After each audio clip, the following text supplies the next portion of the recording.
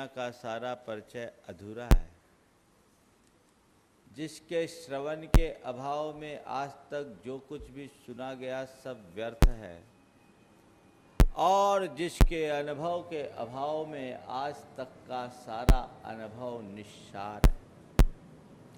यह वह तत्व है जिसके परिचय हो जाने के बाद अन्य किसी के परिचय की अपेक्षा नहीं, जिसको सुन लेने के बाद फिर कुछ सुनना बाकी न रहे, और जिसके अनुभव हो जाने के बाद फिर किसी अनुभव की जरूरत न रहे, ऐसे परम तत्व का उपदेश इस समय सार के माध्यम से किया जा रहा है। कल की चर्चा में हमने ये बात कही थी कि इस ग्रंथ में मुख्य वृत्त्या वीतराग सम्यक्त्व की चर्चा है, निश्चय सम्यक्त्व की चर्चा है। और निश्चय सम्यक्त्व या वीतराग सम्यक्त्व निश्चय चारित्र का अविनाभावी होता है। अविनाभाव के संबंध में मैंने ये बात कही थी कि जिसके होने पर जो हो और न होने पर न हो, जो होने पर ही हो और न होने पर नहीं हो, जैसे धुएं का अग्नि के साथ अविनाभावी संबंध है। धुआं तभी उठेगा जब अग्नि होगी, और अग्नि नहीं होगी तो धुआं भी नहीं होगा। यही बात कही गई कि निश्चय सम्यक्त्व या वीतराग सम्यक्त्व तभी होगा जब वीतराग चारित्र होगा। वीतराग चारित्र नहीं तो वीतराग सम्यक्त्व भी नहीं।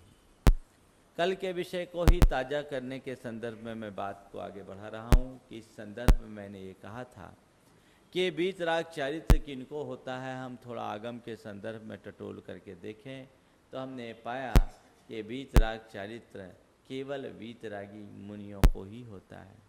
क्या महाराज निचली भूमिका में कोई चारित्र नहीं होता? हाँ, आगम के विधानानुसार छठे गुणस्थान में ही चारित्र होता है, पंचम में देश चारित्र होता है, और चौथे में अचरित्र होता है। उसे असंयत कहा, उसे अविरत कहा। वहाँ किसी प्रकार के चारित्र का विधान, जो हमारे 5 प्रकार के चारित्र हैं, उसमें कहीं नहीं कहा। पूरे आगम में ऐसा वर्णन कहीं नहीं है। हाँ, केवल उसके प्रति कुछ करुणा भाव रखते हुए आचार्य कुंद ने अविरत सम्यक दृष्टि के लिए कौन सा चारित्र कहा? सम्यक्त्वाचरण चारित्र। वो सम्यक्त्वाचरण चारित्र जो सम्यक दर्शन के प्रकट होने पर 8 अंग के पालन रूप आचरण है, वही उसका सम्यक्त्वाचरण चारित्र है। इसके अतिरिक्त चतुर्थ गुणस्थान में कोई भी चारित्र निसंकित निष्कांक्षित, अरे वही 8 अंग है, निसंकित निष्कांक्षित निर्विजिकित्सा। आगे आएगा तो मैंने जानबूझ करके उसका प्रतिपादन नहीं किया, क्योंकि वो तो सब जानी पहचानी बातें। तो सम्यक दर्शन एक सम्यक्तोचित आचार, जिसके अंतरंग में सम्यक दर्शन की अभिव्यक्ति हो, उसकी आचार्य की जो एक विशुद्धि है, सामान आचार, वो हो। क्योंकि चरित्र भी जीव का गुण है। चरित्र तो सबके पास होता है, लेकिन एक चारित्र वो है जो हम प्रतिज्ञा पूर्वक ग्रहण करते हैं, जिसका शास्त्र में विधान है। आचार्यों ने व्यवहार और निश्चय चारित्र की व्याख्या अलग अलग तरीके से की है। व्यवहार चारित्र की चर्चा करते हुए कहा, पाप क्रियाभ्यो निवृत्ति चारित्रम, पापेभ्यो निवृत्ति चारित्रम। पापों का प्रतिज्ञा पूर्वक त्याग करने का नाम चारित्र है, और निश्चय चारित्र का मतलब आत्मा में रमण करने का नाम चारित्र है। लेकिन आत्मा में रमण करने की योग्यता उनके ही भीतर आती है जो पाप और पुण्य से ऊपर उठ चुके होते हैं, और पाप और पुण्य से ऊपर उठने के क्रम में पहले पाप छोड़ा जाता है, फिर पुण्य। मैंने ये बात बहुत अच्छे तरीके से स्थापित की थी, आप सबको समझाई थी कि बिना पाप के परित्याग के मोक्ष मार्ग नहीं होता। पहले व्यवहार मोक्ष मार्ग को अंगीकार करना पड़ता है, तभी जाकर के निश्चय मोक्ष मार्ग की प्राप्ति होती है। आचार्य कुंद ने इस 15वीं गाथा के माध्यम से उसी बात को उल्लिखित किया है। सम्यक्त की जो बात की जा रही है, देखिए वे किस तरीके से सम्यक्त की व्याख्या कर रहे हैं। आज का हमारा मूल प्रतिपाद्य आचार्य कुंद की दृष्टि में क्या है सम्यक्त, हम उसकी चर्चा करेंगे। देखिएगा था भूदत्थेनाभिगधा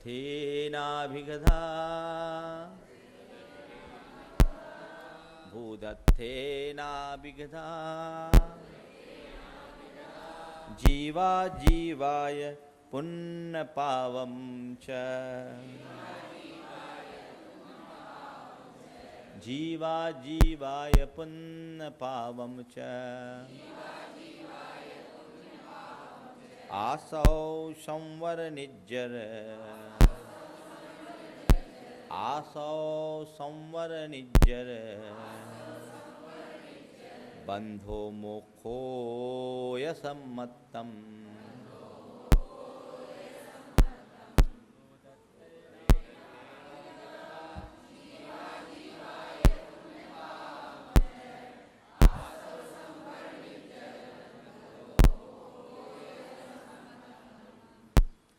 भूदत्थेन अभिगता, भूदत्थेन यानी शुद्ध नय के द्वारा, भूतार्थ के द्वारा, अभिगत ज्ञात, जीव अजीव, पुण्य पाप, आश्रव, संवर, निर्जरा, बंध और मोक्ष, ये नौ तत्व नौ पदार्थ सम्मतम सम्यक्त का कारण होने से सम्यक्त। इन नौ पदार्थों के या सात तत्व के हम लोग बोलते हैं। यहाँ आचार्य कुंद ने सात तत्व की चर्चा न करके नौ पदार्थ की, इसी को नौ तत्व भी कई जगह कहा। इन नौ तत्वों के श्रद्धान का नाम सम्यक्त है, इसलिए इन्होंने नौ तत्व को ही सम्यक्त कह दिया। मतलब इनके श्रद्धान से हमारे अंदर व्यवहार सम्यक्त प्रकट होता है, तो कारण में कार्य का उपचार करके उसे ही सम्यक्त कह दिया। जो सम्यक्त का कारण है वही सम्यक्त, समझ गए। कई जगह ऐसा होता है कि हम लोग कारण में कार्य का उपचार कर देते हैं। अन्नम वही प्राणः, अन्न ही प्राण है। क्यों? अन्न से प्राण टिकते हैं, इसलिए अन्न को प्राण कह देते हैं। इसी तरह ये सम्यक्त का कारण है, इसलिए इसे सम्यक्त कह दिया जाता है, कह दिया गया है एक उपचार से। आचार्य कुंद ने यहाँ दो बातें की। भूदत्थेनाभिगता, भूतार्थ के द्वारा अभिज्ञात, यानी जो वस्तु जैसी है उसका उसी स्वरूप में श्रद्धान करना, यथा स्थिति स्वरूप का श्रद्धान करना, ये नौ पदार्थ का या नौ तत्व का श्रद्धान करने का नाम सम्यक्त है। नौ पदार्थ के मैं समझता हूँ आप लोग इनके स्वरूप को जानते होंगे, आगे यथा प्रसंग मैं इसकी चर्चा करूँगा। लेकिन अभी सबसे पहले हमको इस बात को जानने की जरूरत है, ये सम्यक्त आचार्य कुंद ने कहा है, जो निश्चय नय से निर्णीत ज्ञात नौ पदार्थों का श्रद्धान है। ये नौ पदार्थ के श्रद्धान को सम्यक्त कहने की जगह नौ पदार्थ को सम्यक्त कहा, ये व्यवहार सम्यक्त है। क्योंकि निश्चय में एक आत्मा के अतिरिक्त नौ पदार्थ आते ही नहीं, वहाँ केवल एक आत्म तत्व है। विषय को आगे बढ़ाऊं उससे पहले हम ये नौ तत्व के विषय में समझ लें। जीव जो चेतन शुद्ध आत्म तत्व है, और जीव के संसर्ग में आने वाले जड़ कर्म अजीव हैं। जीव और कर्म के संयोग जिसके निमित्त से होते हैं उसका नाम आश्रव है, और कर्म और आत्मा का दूध में पानी की तरह एक में एक हो जाना बंध है। कर्मों के आगमन का रुक जाना संवर है। कर्मों का आंशिक रूप से झड़ जाना निर्जरा है। संपूर्ण कर्मों का अभाव हो जाना मुक्ति है, और जो हमारे साथ शुभ कर्मों का जुड़ाव है उसका नाम पुण्य, और हमारे साथ जुड़े हुए अशुभ कर्म है उसका नाम पाप। अलग अलग अधिकारों में इनकी व्याख्या होगी, वहाँ मैं विशेष विवेचना करूँगा। इतना ध्यान में रख कर के चलना है कि जैन आगम में और किसी का ज्ञान और श्रद्धान हो या न हो, सात तत्व या नौ पदार्थ का श्रद्धान है तो हमारा ज्ञान सार्थक है, और इनका श्रद्धान नहीं तो हमारा सारा ज्ञान व्यर्थ। आगे प्रसंगानुसार मैं इन पर चर्चा करूंगा। आज बात सम्यक दर्शन की कर रहा हूं। कल मैंने कहा था कि वीतराग सम्यक वीतराग चारित्र का अवनाभावी। तो महाराज पहले ये बताइए, सराग सम्यक दर्शन और ये वीतराग सम्यक दर्शन क्या है? प्रश्न आपके मन में आएगा। जब तक आप इन दोनों के भेद को ठीक ढंग से नहीं समझेंगे, आगे का विषय आपको ग्राह्य नहीं होगा, ग्रहण करने में कठिनाई होगी। इसलिए मैं चाह रहा हूँ कि पहले आपका फंडामेंटल एकदम क्लियर हो जाए। ये सम्यक दर्शन क्या है? तत्व के श्रद्धान को सम्यक दर्शन कहते हैं, और एक शुद्धात्मा की अनुभूति या शुद्धात्मा की रुचि का नाम सम्यक दर्शन है। दो प्रकार से हमने सम्यक दर्शन की व्याख्या की। एक व्याख्या है जो केवल श्रद्धान, तत्व के श्रद्धान, जिसमें आत्मा से बाहर के 7 तत्व या 9 पदार्थ हैं, और दूसरी तरफ केवल एक शुद्धात्मा की रुचि का नाम सम्यक्त बताया गया। जब हमारे केंद्र में केवल आत्मा है तब वो निश्चय कहलाता है, और जहाँ आत्मा से बाहर बहिर्तत्व है वहाँ व्यवहार कहलाता है। व्यवहार के विषय में मैंने आप सबसे कहा था कि व्यवहार परावलंबी होता है और निश्चय स्वावलंबी होता है। निश्चय में कोई दूसरा खड़ा नहीं होता और व्यवहार में सदैव दूसरे का साथ होता है। तो ये व्यवहार और निश्चय की बात है। इन दोनों में अंतर क्या है? श्रद्धान। इसका तात्पर्य ये नहीं कि व्यवहार सम्यक्ति को आत्मा का श्रद्धान नहीं है। श्रद्धान आत्मा का नहीं होगा तो सम्यक्त ही नहीं होगा।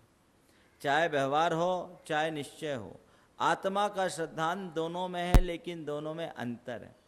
श्रद्धा की अलग अलग कैटेगरी होती है, अलग अलग भूमिका में जीने वाले लोगों की। समझ गए? एक श्रद्धा है जहाँ कोरी श्रद्धा है, और एक श्रद्धा है जहाँ अनुभूति मूलक श्रद्धा, और एक केवल श्रद्धा मूलक श्रद्धा। इन दोनों में जमीन आसमान का अंतर होता है। प्रारंभिक भूमिका में केवल श्रद्धान होता है, वैसा आचरण नहीं होता, और उत्तर भूमिका में जैसा श्रद्धान होता है वैसा ही आचरण होता है। नतीजा उनके साथ अनुभूति जुड़ जाती है और यहाँ केवल श्रद्धा बनी रहती है। अंतर कैसे, इसको समझिए। जहर को सब अपने लिए मारक समझते हैं। आपको पक्का श्रद्धा है, पक्का श्रद्धान है ना कि जहर हमको मारता है, ठीक है। अब वो जहर एक सिगरेट में भी है और साइनाइड में भी है। सिगरेट में जहर है, ये सिगरेट पीने वाला भी जानता है, बोलता है। हर सिगरेट के पैकेट में लिखा हुआ है चेतावनी दी हुई, इंजीरियस फॉर हेल्थ, ठीक है। फिर भी सिगरेट पीने वाला ये कहता है कि है भैया जहर तो है, पर क्या करूं, अभी छूटती नहीं। बोल तो रहा है सिगरेट जहर है, मान भी रहा है ये मेरे स्वास्थ्य के लिए हानिकारक है, लेकिन क्या करूं, छूटती नहीं, जहर है। ये एक श्रद्धा है। और किसी व्यक्ति को साइनाइड की एक टेबलेट दी जाए और कहा जाए कि इसका स्वाद बता दो, तुमको 10 लाख रुपया देंगे, वो क्या कहेगा? बोलेगा भैया इसको मुंह में लगाएंगे तो स्वाद बताने लायक ही नहीं रहेंगे, मालूम है, दूर से ही प्रणाम, रखो तुम अपना पैसा। क्या हो गया? कितना भी दबाव, कितना भी प्रलोभन, व्यक्ति साइनाइड को स्वीकार नहीं करना चाहता और सिगरेट छूटती नहीं। अंतर क्या है? दोनों जहर है, लेकिन एक को जहर मानते हुए भी उसको पूरी तरह स्वीकार नहीं रहे हैं, और दूसरे पर ऐसा गाढ़ा श्रद्धान है कि ये तो भैया जहर है, अब इसको छूना भी पाप है, छूना भी पाप है। ऐसे ही भेद विज्ञान के साथ 2 प्रकार की परिणति होती है विषयों के प्रति। एक व्यक्ति विषयों को या पर द्रव्य को आत्मा के लिए जहर तो मानता है, लेकिन सिगरेट जैसा है, पर फिर भी है उसमें तत्पर, पर होने पर भी उसमें तत्पर है। क्या करूं, छूटती नहीं है।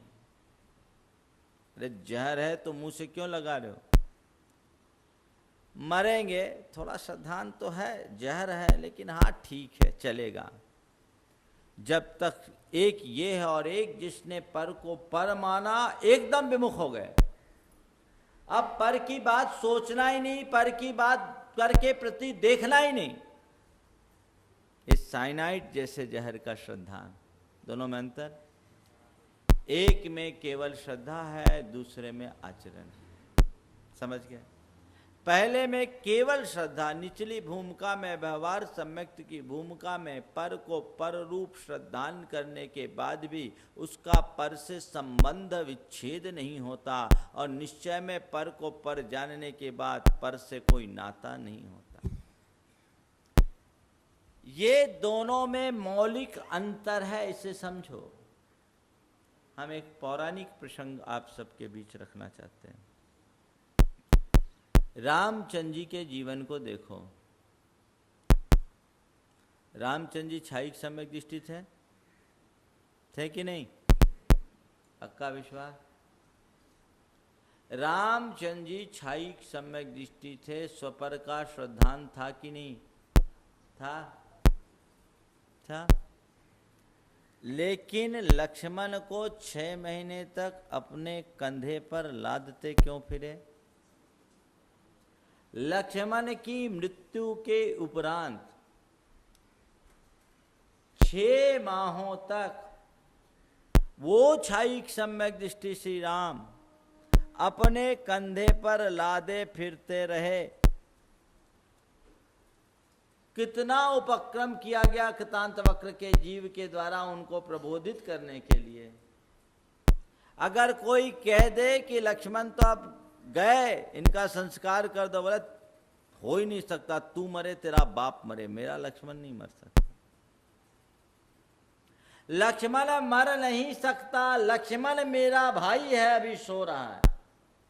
आत्मा का कोई भाई हुआ है क्या? आत्मा का कहीं कोई भाई हुआ? कोई भाई नहीं। लेकिन फिर भी ये मेरा भैया अभी सो रहा, अभी मरा नहीं है। क्या रामचंद्र जी को ये श्रद्धान नहीं था कि जन्म लेने वाले का मरण निश्चित है? पक्का श्रद्धान था। लेकिन भाई के प्रति मोह ऐसा था, राग ऐसा था, मोह नहीं राग ऐसा था कि मरना है लेकिन अभी नहीं मर सकता। एकदम देख इसका चेहरा कितना शांत दिख रहा है, मरा होता तो कुछ और हो गया होता। कहते हैं कि उनको समझाने के लिए कृतांत वक्र का जीव एक जगह मरे बैलों से खेत जोत रहा था। देव रामचंद्र जी उधर से लक्ष्मण को लेकर गुजरे। बोले ये क्या कर रहे हो, मृतक बैल से कहीं खेत जोता जाता है क्या? बोला हाँ, अभी तक तो मेरा यही विश्वास था कि मृतक बैल से खेत नहीं जोता जाता, लेकिन मैंने सोचा जब मृतक लक्ष्मण जिंदा हो सकते हैं तो मेरा बैल जिंदा क्यों नहीं हो सकता। क्या बोला? लक्ष्मण मर गए, तू मरे तेरा बाप मरे। रविसेन आचार्य ने पद्म पुराण में जो चित्रण किया है अद्भुत है। आगे देखा तो पत्थर पर बीज बो रहे। बोले पत्थर पर बीज बोने से उगता है क्या? बोले अरे जब मरा हुआ आदमी जिंदा हो सकता है तो पत्थर पर बीज क्यों नहीं अंकुरित हो सकता। खूब सारे उपाय किए और जो पूरा वर्णन है उसे देख करके तो ऐसा लगता है कि जैसे दिमागी संतुलन चला गया हो।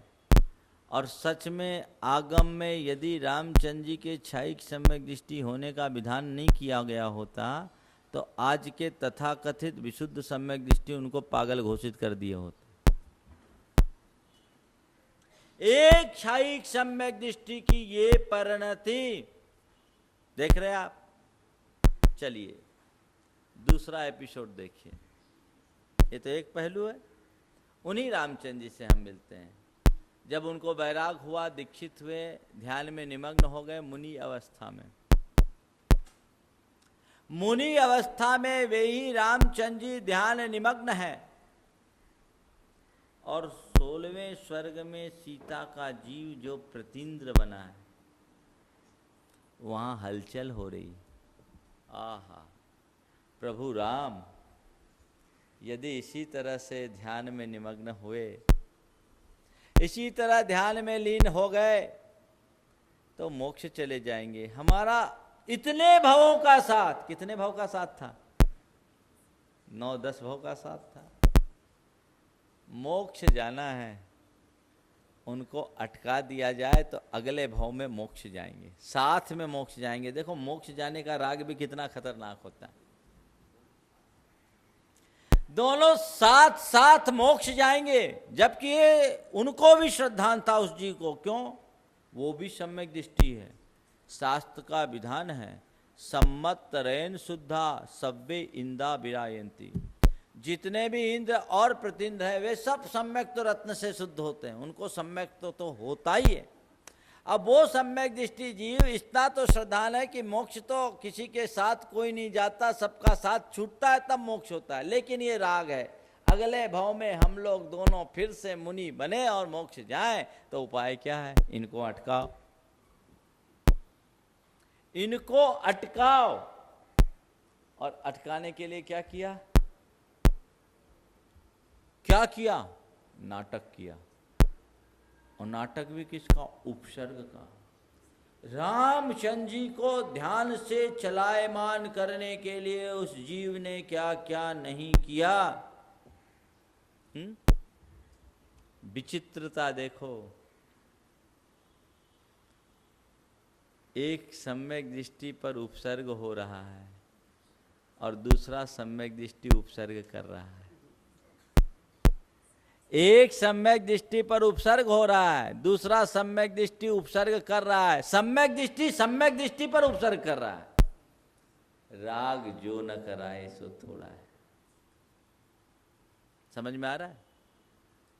जिस सीता के लिए रामचंद्र जी दर दर ठोकरे खाए, भटके, उनके ही आंखों के सामने देख रहे कि रावण सीता का हरण करता जा रहा और सीता अपने परित्राण के लिए पुकार रही है, चीख रही है। रामचंद्र जी को कोई फर्क नहीं। क्यों? भीतरी सीता से नाता जुड़ गया, अब बाहर की सीता की जरूरत नहीं। रामचंद्र जी यहां बीतराग सम्यक्त की भूमिका में आ गए, वे निर्विकल्प समाधि में चले गए। अब पर से कोई संबंध नहीं। घटना घट रही है लेकिन यहां कोई प्रभाव उन पर नहीं पड़ रहा है। बात समझ में आ रही? घटना घट रही है पर किसी प्रकार का प्रभाव उनके ऊपर नहीं पड़ रहा। वो अपने आप में तल्लीन, कुछ नहीं। क्या हो गया?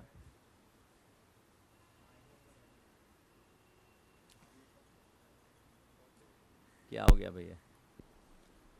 कि जिस सीता की खोज में रामचंद्र जी दर दर तक ठोकरे खाए, उनकी ही आंखों के सामने उसी सीता का रावण के द्वारा हरण कर हो रहा है। रावण से अपनी रक्षा के लिए वह सीता चीख पुकार कर रही है कि रामचंद्र जी को कोई फर्क नहीं।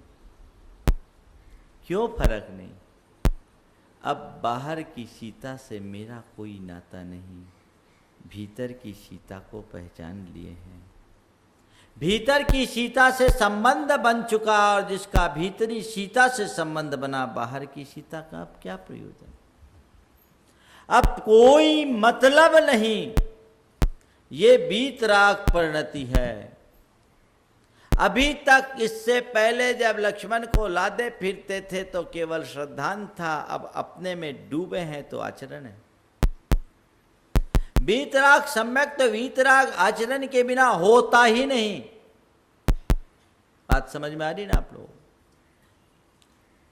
वो सीता का जीव सम्यक दृष्टि है पर सराग सम्यक दृष्टि है। तत्व का श्रद्धान है पर आचरण अलग है। आम गृहस्थों को निचली भूमिका में ऐसा ही सम्यक्त होता है, जहां तत्व का श्रद्धान तो है लेकिन आचरण नहीं। इसे दूसरे शब्दों में ले, सराग यानी स्वयं का परिचय और बीतराग यानी स्व की परिचर्या। क्या बोला? परिचय और परिचर्या। आत्मा का परिचय होना और है और आत्मा की परिचर्या होना और है। एक मिथ्या दृष्टि अज्ञानी जीव की दशा तो ऐसी है, उसे अपने आप का परिचय ही नहीं, वो भ्रम में जी रहा है, भ्रम को यथार्थ मान करके जी रहा था। लेकिन उसके भवितव्यता की अनुकूलता से, सद्गुरु की कृपा से उसका भ्रम तो टूट गया, परिचय तो हो गया, लेकिन अभी भी पर का राग नहीं छूटा है। परिचर्या अभी पर की कर रहा है। आत्मा और अनात्मा के स्वरूप को जानने के बाद भी जिसका अनात्मा से संबंध नहीं टूटा, वो पर की परिचर्या में लवलीन है। और दूसरा वो है जिसे स्वपर का बोध हुआ और वो तुरंत अपनी धारा को मोड़ लिया कि नहीं, जो मेरा नहीं उसकी सेवा भी नहीं। अब उसके पीछे दौड़ना पागलपन है, मैं उधर नहीं जा सकता, सीधे अपनी तरफ आऊंगा। ठीक, एक उदाहरण बताता हूं, काल्पनिक उदाहरण है, लेकिन ये उदाहरण विषय को बहुत स्पष्ट करेगा। एक सेठ का 3 साल का बच्चा खो गया। सेठ सेठानी ने बहुत कोशिश की, खोजा, बेटा नहीं मिला। और बेटा किसी निसंतान दंपति के हाथ लग गया। उन्होंने उसे पुत्रवत स्नेह देकर के पाला, और बच्चे ने जब से होश संभाला इन्हें ही अपने असली माता पिता के रूप में स्वीकार किया। उसे पता ही नहीं कि मेरे कोई असली जन्मदाता भी हैं। उसके लिए वही उसका संसार था, वही उसके माँ बाप थे। संयोग ऐसा बना कि 15 वर्ष बाद उसके माता पिता अचानक किसी स्थान पर उससे मिल गए, और उस बच्चे को देखते ही माँ के पेट में दूध उमड़ पड़ा। माँ अपने भीतर मचलते हुए मातृत्व को देखकर विह्वल हो उठी, और उसके अंतर मन में ये आवाज आना शुरू हो गई कि हो ना हो यही मेरा बेटा है। लेकिन बेटे के विषय में अब कैसे बात की जाए। उसने उसके माँ बाप से पूछा कि क्या बात है, ये बेटे को देखकर मेरे मन में बड़ी ममता उमड़ रही है। मेरा बेटा 3 साल की उम्र में खो गया था, आज 18 साल का होगा। मुझे लगता है कि ये बेटा मेरा ही है, सच्चाई क्या है। पहले तो सामने वाले ने टालना शुरू किया, लेकिन जब बहुत जोर दिया तो बोला, हाँ मुझे पता नहीं आपका बेटा है कि नहीं, लेकिन हम इसे 3 वर्ष की अवस्था से पाल रहे हैं। हमें ऐसी ही सड़क पर घूमता हुआ मिल गया था, और हमने बहुत प्रतीक्षा की कोई इसके माँ बाप आकर ले जाए, लेकिन कोई लिया नहीं, हमने इसे पाल दिया। उन्होंने कहा, हो ना हो यही मेरा बेटा। इसके हाथ में हमने इसका गुदना भी लिख दिया है, और उसका नाम हमने स्वयंभू लिखा था। देखो हाथ में क्या लिखा है। हाथ में गुदना देखा तो स्वयंभू था। अब उस बेटे से कहते कि बेटे देख, स्वयंभू तेरे हाथ में लिखा है, और तेरे असली जन्मदाता हम दोनों हैं। हम लोग तेरे माँ बाप हैं, ये तेरे माँ बाप नहीं है। अब तू चल हमारे साथ चल, यहाँ रहना की जरूरत नहीं, चल तू हमारे साथ चल। अब वो बेटा बोलता है, निश्चित आज मुझे पता चला कि मेरे असली माँ बाप कौन हैं। अभी तक तो मैं भ्रम में जी रहा था, इनको ही माँ बाप मानता था। बहुत खुश हूँ कि आज मुझे अपने असली जन्मदाता का पता लगा, अपने माता पिता का पता लगा। बहुत अच्छी बात, लेकिन अभी मैं आपकी बात को स्वीकार नहीं सकता, क्योंकि इनका मुझे बहुत उपकार है। इनका मेरे ऊपर बहुत उपकार है। ये नहीं होते तो मैं तो लावारिस घूमता रहता। इनने मेरे ऊपर उपकार किया है, और वृद्धावस्था में इनको छोड़ करके जाना मुझे उचित प्रतीत नहीं होता। इसलिए मैं अपने घर लौटूंगा तभी जब इनके प्रति अपने दायित्व को पूरा कर लूँगा। इसलिए अभी तो मैं इनकी ही सेवा करूँगा। अंतर इतना है कि अभी तक इन्हें माँ बाप मान करके सेवा करता था, अब इन्हें आश्रयदाता मान करके सेवा करूँगा। पर तो सेवा तो करूँगा ही करूँगा। क्या हो गया? पर का परिचय होने के बाद भी पर की परिचर्या में लीन है। स्व का परिचय हो गया, पर का परिचय हो गया, लेकिन परिचर्या किसकी हो रही है? समझ गए? सराग भूमिका इसी को कहते हैं। जान लिया मेरा क्या है, पराया क्या है, लेकिन अभी छूट नहीं रहा है। हाँ, अभी माता पिता है, पत्नी है, बच्चे हैं, संपत्ति कैसे छूट जाएगी? तेरी है क्या? मेरी तो नहीं है। फिर अब महाराज आपको क्या पता, व्यवहार तो ऐसे ही चलता है। व्यवहार तो ऐसे ही चलता है। यही अंतर है सराग और वीतराग में। छाई सम्यक्त के होने पर भी सराग सम्यक्त होता है, और जब तक सराग सम्यक्त है तब तक आत्मानुभूति होगी, शुद्धात्मानुभूति नहीं होगी। आत्मानुभूति अलग चीज है, स्वानुभूति जिसको बोलते हैं, और शुद्धात्मानुभूति अलग है। आत्मानुभूति, आत्मा की अनुभूति, आत्मानुभूति। अब आप अपनी आत्मा की अनुभूति किस रूप में करते हैं, वो अलग अलग भूमिका में। जो जिस भूमिका में जीता उसे उसी भूमिका की आत्मा की अनुभूति उसी अनुरूप होती। मतलब राग द्वेष से जिसका चित्त मलिन है वह सब सराग अनुभूति करते हैं, और जो राग द्वेष से रहित हैं वे बीतराग अनुभूति करते हैं। बीतराग अनुभूति शुद्धात्मा अनुभूति है, और सराग अनुभूति स्वानुभूति मिथ्या दृष्टि को भी होती। मिथ्या दृष्टि और सम्यक दृष्टि में अंतर इतना है कि मिथ्या दृष्टि पर में आत्म बुद्धि रख करके अनुभूति करता है, पर को अपने रूप अनुभव करता है, और सम्यक दृष्टि पर को अपने रूप तो नहीं करता, पर में अपनत्व रूप करता है। ये मेरा है ऐसा उसके भीतर की मान्यता तो रहती। भरत चक्रवर्ती के जीवन को लेकर देखें।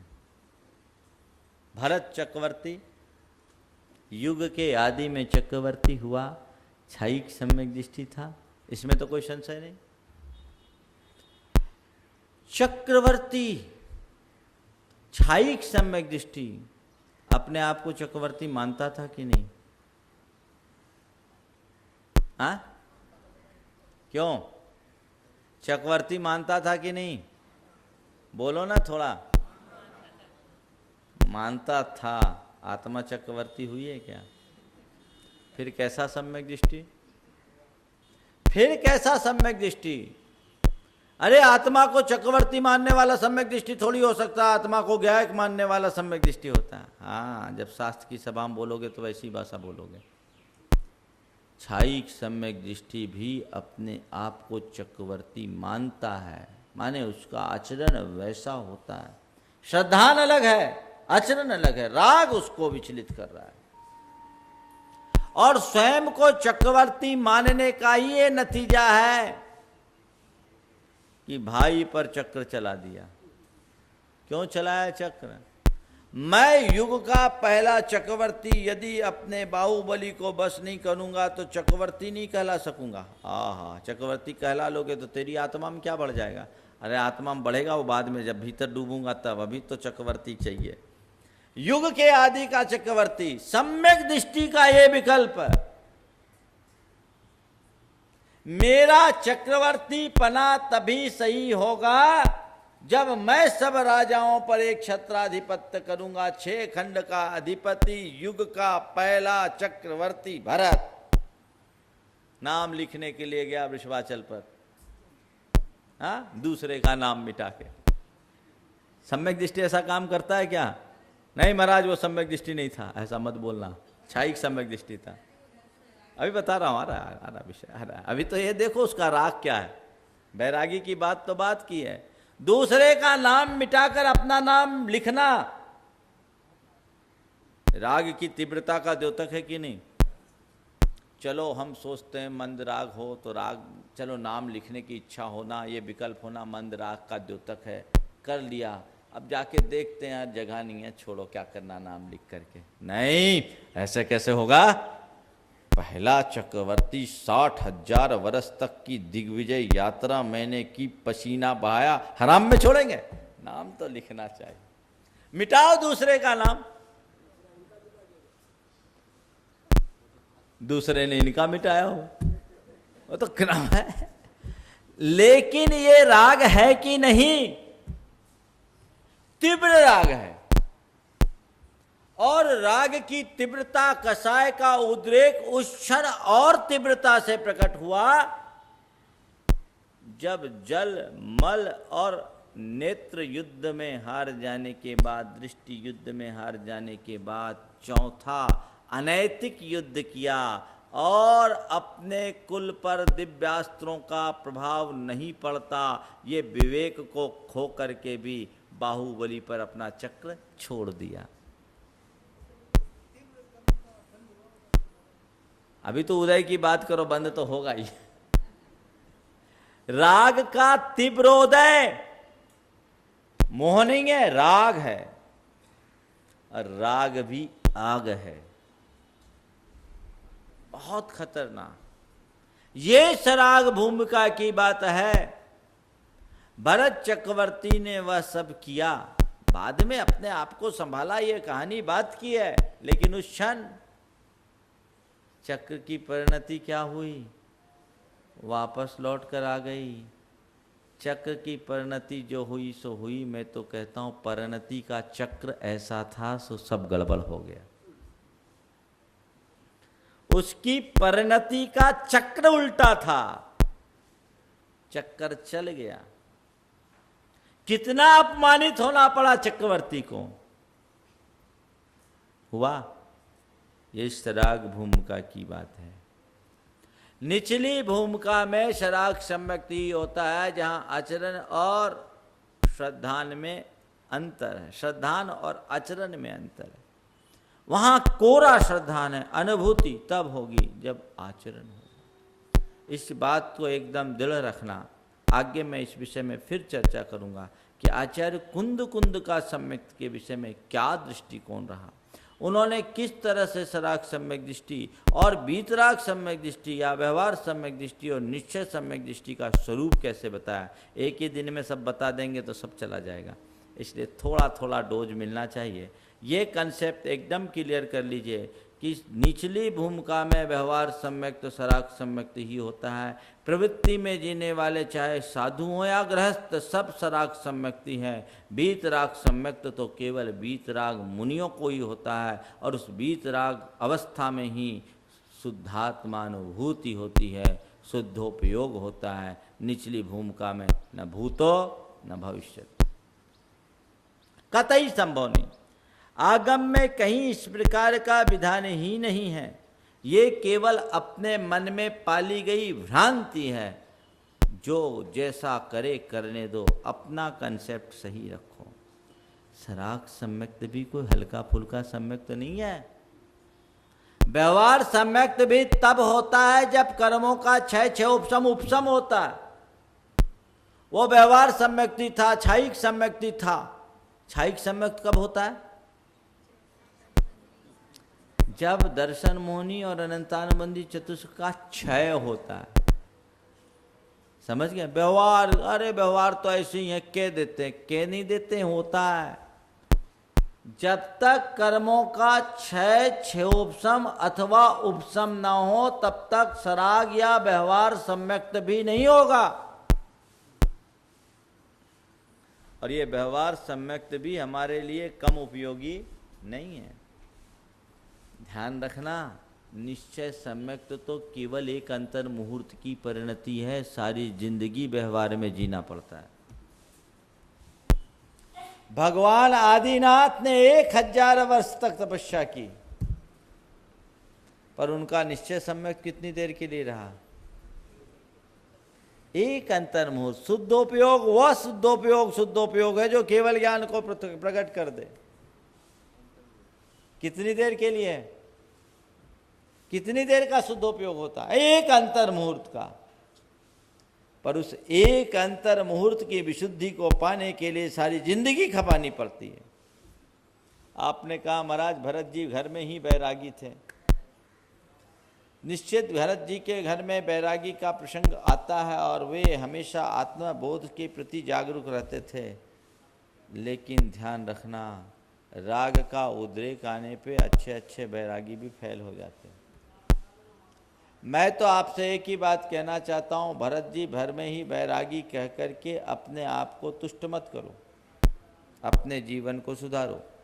भगवती आराधना में एक जगह बात लिखी कि महाराज इतनी तपस्या इतनी साधना करने की बातें अपने को समझ में नहीं आती।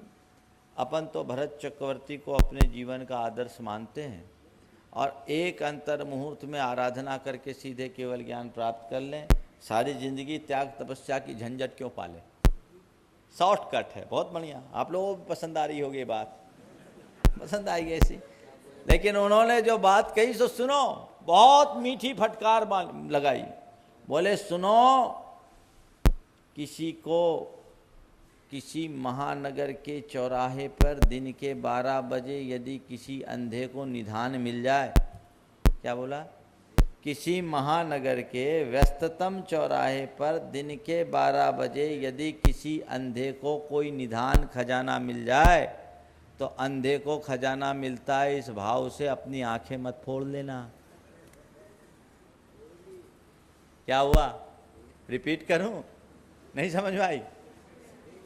फिर से रिपीट करता हूं कि किसी महानगर के व्यस्ततम चौराहे पर दिन के 12 बजे यदि किसी अंधे को निधान खजाना मिल जाए तो ये मानकर कि आंखें फोड़ने से अंधे को खजाना मिलता है, खजाने के लोभ में अपनी आंखें मत फोड़ बैठना।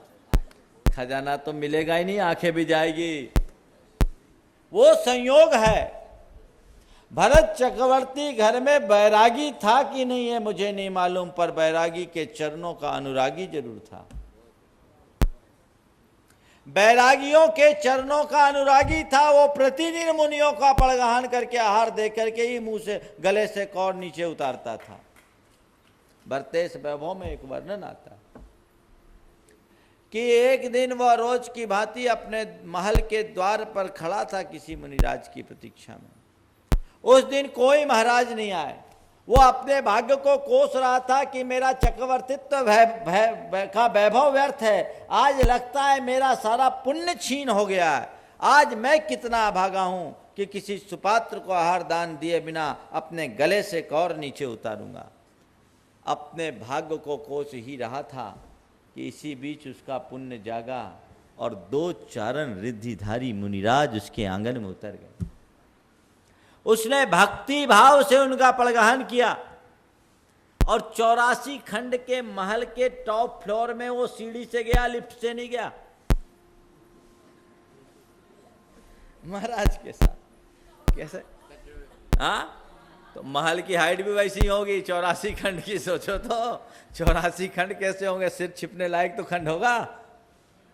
84 खंड के महल में सीढ़ियों से गया। और एक बहुत अच्छा संवाद, वो चढ़ते चढ़ते महाराज से क्या कहता है? गुरुदेव, जैसी ये महल की सीढ़ियां कुटिल है ना, वैसे ही मेरा मन भी कुटिल है।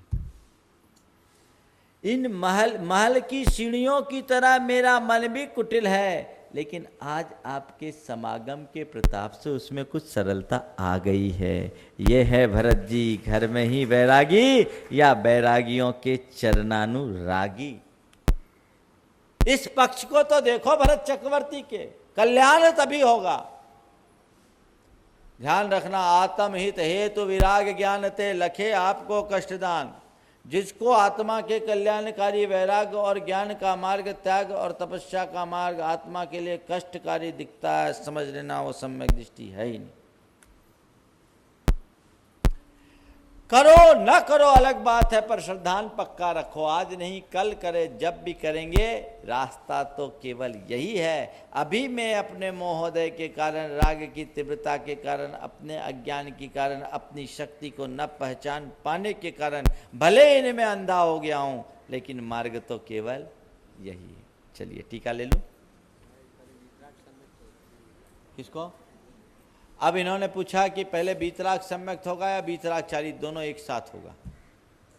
बीतराग सम्यक्त, बीतराग चालित एक साथ होता है, उसमें क्रम भेद नहीं। आगे देखते हैं।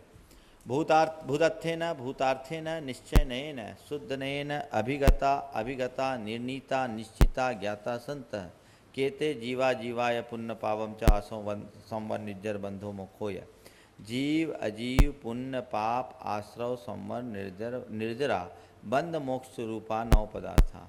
भूतार्थ नए यानी निश्चय नए के द्वारा, शुद्ध नए के द्वारा जो निर्णीत किए गए हैं, ऐसे जीव अजीव पुण्य पाप आश्रव संवर निर्जरा बंध और मोक्ष रूप 9 पदार्थ ते एव सम्मतम ते एव अभेद उपचारेण सम्यक्त विषयत्वात् कारणत्वात् सम्यक्तम भवन्ति। ये 9 पदार्थ ही अभेद,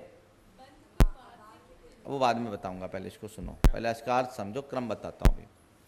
ये ही अभेद और उपचार नहीं की अपेक्षा, अभेद का उपचार करने से यानी कारण में कार्य का उपचार करके, सम्यक्त के विषय होने के कारण सम्यक्त्व का कारण होने के कारण इन 9 पदार्थों को ही सम्यक्त्वम भवन्ति, ये 9 पदार्थ ही सम्यक्त होते हैं। निश्चयेन परिणाम एवं सम्यक्त्वम इति, निश्चय से तो आत्मा का परिणाम ही सम्यक्त है, इनकी कोई जरूरत ही नहीं। 9 पदार्था भूतार्थेन ज्ञाता संत सम्यक्त भवन्ति इति उक्तम भवद्भिः तत्कीदृशम भूतार्थ परिज्ञानम इति पृष्ठे प्रत्युत्तरम आह। महाराज, आपने भूतार्थ के द्वारा 9 पदार्थ जानने पर सम्यक्त होता है, ऐसा आपने कहा, तो ये भूतार्थ का परिज्ञान क्या है? तो कहते हैं यद्यपि 9 पदार्था, सुनो ध्यान से, यद्यपि 9 पदार्था तीर्थवर्तना निमित्तम प्राथमिक शिक्षापेक्षा भूतार्था भन्यते।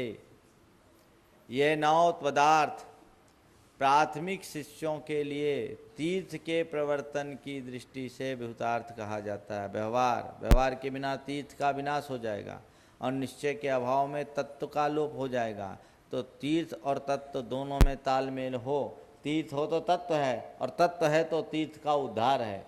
तो इस तीर्थ की प्रवृत्ति के निमित्त यानी धर्म संघ का प्रवर्तन कब होगा? जब व्यवहार होगा। तो कह रहे हैं यद्यपि 9 पदार्थ तीर्थ के प्रवर्तन के निमित्त प्राथमिक शिष्यों की अपेक्षा भूतार्थ हैं, ठीक है, जो प्रवृत्ति में जी रहे हम जैसे लोग, तथापि अभेद रत्नत्रय लक्षण निर्विकल्प समाधि काले अभूतार्था असत्यार्था शुद्धात्म स्वरूपम न भवन्ति। लेकिन अभेद रत्नत्रय है लक्षण जिसका ऐसे निर्विकल्प समाधि के काल में, तो ये सब अप्रयोजनीय हैं, अभूतार्थ हैं। आत्मा में डूब जाओ तो कहाँ जीव कहाँ अजीव कहाँ, बस शुद्ध आत्मा, बाकी सब 9 की कोई जरूरत ही नहीं। तस्मिन् परम समाधि काले 9 पदार्थ मध्ये शुद्ध निश्चयेन एक एव शुद्धात्मा प्रद्योतते प्रकाशते प्रतीयते अनुभूयते इति।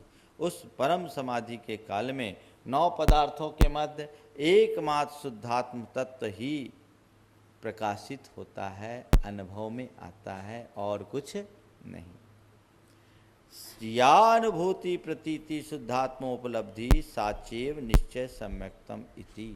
और वो जो अनुभूति है, प्रतीति है या शुद्धात्मा की उपलब्धि है, प्राप्ति है निर्विकल्प, वही निश्चय सम्यक्त है। साचेव अनुभूतिर गुण गुणिनो निश्चय नयन अभेद विवक्षायाम शुद्धात्म स्वरूपम इति तात्पर्यम।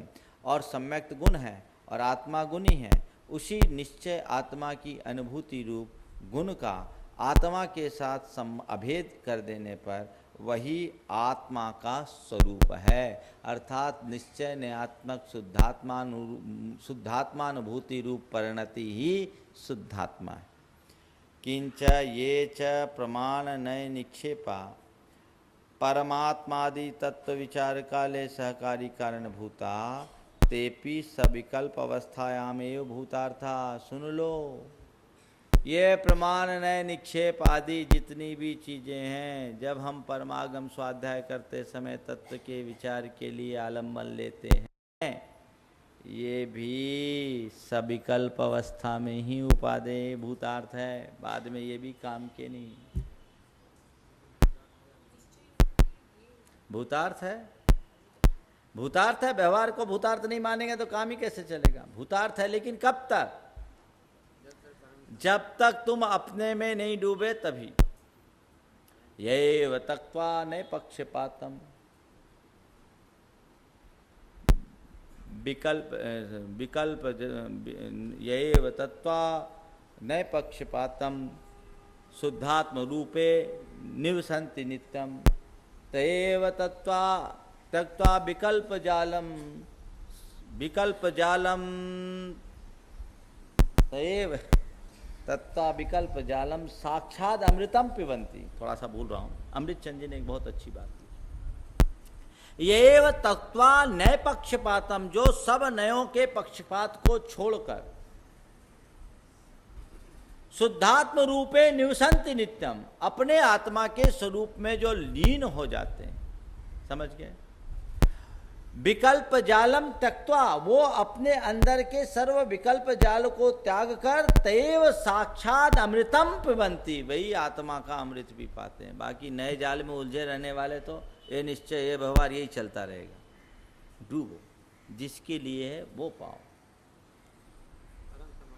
परम समाधि काले पुनरभूतार्था तेषु मध्ये भूतार्थे न शुद्ध जीव एका एव प्रतीयते। और जब आत्मा में डूब जाओ तो ये सब अप्रयोजनीय हैं। उस काल में तो केवल यथार्थ शुद्ध जीव आत्मा ही आलंबनी है और कोई नहीं। इस संदर्भ में 2-3 बातें और करनी है। इनका क्रम ऐसा क्यों रखा गया और नयों के इस पक्षपात से कैसे उठा जाए, इस संदर्भ में कल चर्चा करेंगे। आज समय हो गया। हाँ हाँ हाँ, निश्चय से यानी भूतार्थ से जो ज्ञात हुआ है भगवान की वाणी में, जो वस्तु का यथावस्थित स्वरूप बताया वो, उनके होने में कोई संशय नहीं है। ये है 9 पदार्थ तो झूठ है, ऐसा नहीं है। 9 पदार्थ है, लेकिन हमारे लिए एक भूमिका तक प्रयोजनीय है, बाद में अप्रयोजनीय। जब तक प्रयोजनीय है तब तक भूतार्थ, और जब अप्रयोजनीय है तो अभूतार्थ। यस, आता है। 2 तरह की भूमिका, इसकी चर्चा करेंगे। परम निश्चय और एक देश निश्चय। सामान्य रूप से जो लोग होते हैं वो निश्चय की भावना भाते हैं और निश्चय से व्यवहार में आते रहते हैं। जैसे 11वें गुण स्थान में चले गए और श्रेणी से नीचे आ गए, निश्चय से व्यवहार हो गए। या 6ठे 7वें में अप्रमत्त गुण स्थान में जब हम निश्चय मान लेते हैं बुद्धिपूर्वक राग छूटने की अपेक्षा, तो अप्रमत्त से प्रमत्त आते हैं। लेकिन परम निश्चय की बात मैंने की कि वो एक अंतर मुहूर्त का परम निश्चय होता है, जिसके प्राप्त होने पर सीधे केवल ज्ञान होता है। आगे आएगा विषय, इसका अनुवाद पढ़ें। 8 बज गए। ये पुण्य पाप अरुजीव अजीव आदि होते पदार्थ नवमानत साम्यवादी। भूतार्थ से विदित हो जब ये पदार्थ, भक्त के विषय हैं दृग हैं यथार्थ।